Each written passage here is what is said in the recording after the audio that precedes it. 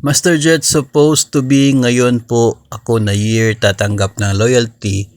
Kaso may 6 months no pay leave po ako.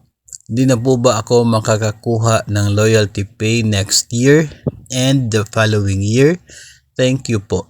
So, sa case po ng loyalty pay, ang sabi lamang po doon ay either you become eligible for that particular claim sa kapag ikaw ay umabot na sa 10 years and every 5 years thereafter. Mayroon po yung criteria.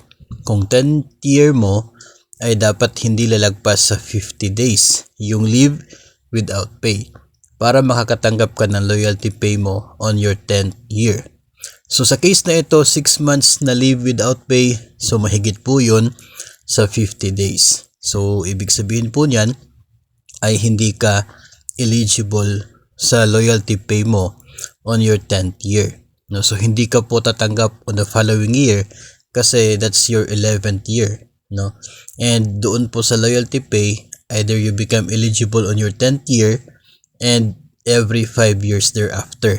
No, so it's so sad na parang disqualified ka pagdating sa qualification ng loyalty pay on your 10th year.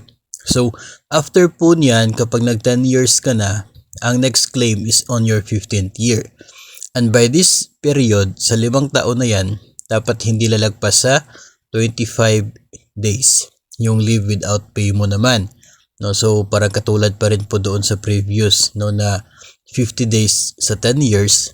Ngayon, kasi 5 years na lang yung hintayin, so 25 days naman yung maximum na leave without pay. So parang hintayin na lamang po, no, on your 15th year provided na hindi ka lalagpas sa 25 days na leave without pay para makatanggap ka ng 5,000 na loyalty pay on your 15th year.